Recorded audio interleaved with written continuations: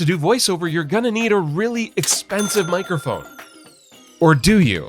I started recording my first voiceovers with a Blue Yeti. Actually, this Blue Yeti. It's a little dinged up at this point. I've learned a lot since then, and I've been through a couple different microphones. So in this video, I'm going to explain the difference between a few different kinds of microphones and what you should consider when choosing one for yourself. So let's compare the two different kinds of microphones that you're likely thinking about.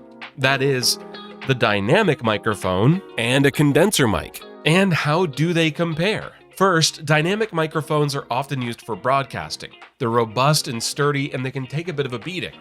But they also have this incredible feature of sound isolation. They really only pick up what's right in front of the microphone, which makes them really good for multi-mic setups like a podcast where you're sitting across from somebody. This is where you'll often see the Shure SM7B, basically with everybody using it.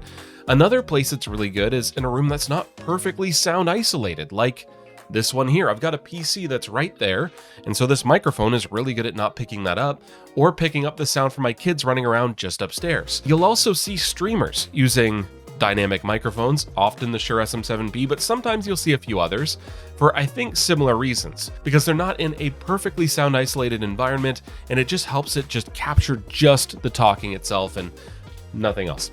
These mics also often have a very warm tone to the sound, which just sounds pleasant without a lot of effects being applied to it. So right out of the microphone, it sounds pretty good. But it isn't truly accurate to exactly what you'd hear in the room, so you lose out on a little bit of accuracy. Condenser mics, in short, are less durable than dynamic mics and more accurate. They have a more flat sound profile, meaning that they capture something a little bit closer to what you'd hear in person. So they don't have the same sound isolation as dynamic microphones, and so that means that they absolutely excel in a controlled environment, a lot like this sound booth. They also often need 48-volt power that's supplied by the amp, so you'll have to keep that in mind as well. If you're thinking about doing voiceover, what should you do?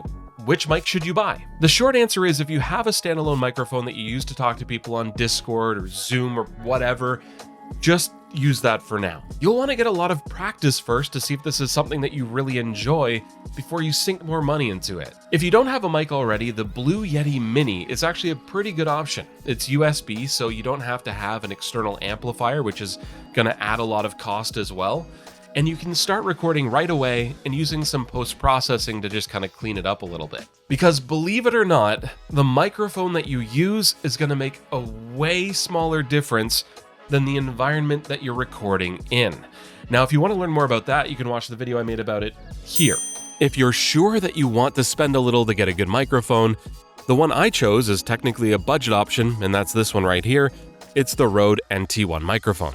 It also comes as a kit generally, so you'll get a shock mount and a pop filter, a few things. However, if you absolutely cannot find a way to sound isolate your space that you're recording in, you could try using a dynamic microphone.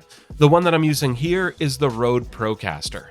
However, I would not recommend this for voiceover. If you stuck around this long, let me know by putting literally any emoji in the chat below. I want to sincerely thank everyone who subscribed to the channel so far. I know it's still small, but I've been having an absolute blast getting to share what I've learned doing voiceover on Fiverr with you.